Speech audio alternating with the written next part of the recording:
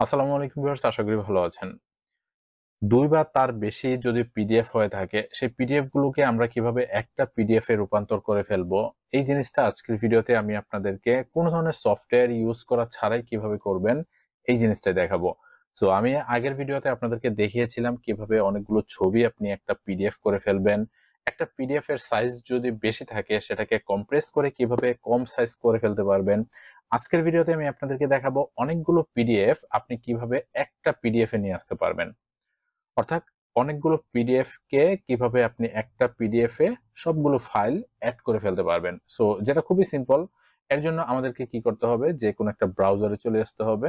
ব্রাউজারে এসে জাস্ট আমরা গুগলে এসে লিখব পিডিএফ মার্জ। ওকে, পিডিএফ মার্জ লিখে আমরা গুগলে সার্চ করব এবং সর্বপ্রথমে যে ওয়েবসাইটটা পাবো ilovepdf.com, ওয়েবসাইটটিতে প্রবেশ করব।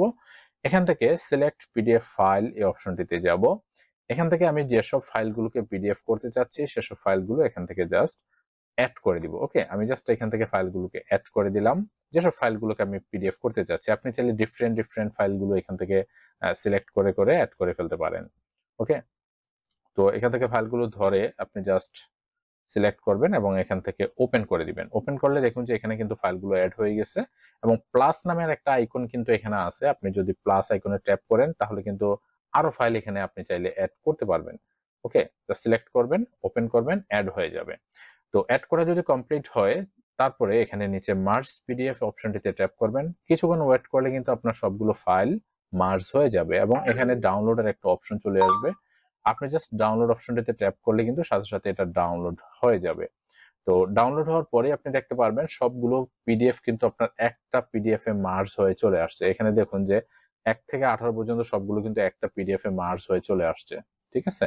এভাবে করে আপনি অনেকগুলো পিডিএফ কে একটা পিডিএফ এ মার্জ করে নিয়ে আসতে পারবেন। তো গাইস, ভিডিওটা ভালো লাগলে লাইক করবেন আর যারা আমাদের চ্যানেলটিতে এখনো নতুন দর্শক আছেন সাবস্ক্রাইব করে সাথে থাকবেন। দেখা হচ্ছে পরবর্তী ভিডিওতে। আসসালামু আলাইকুম।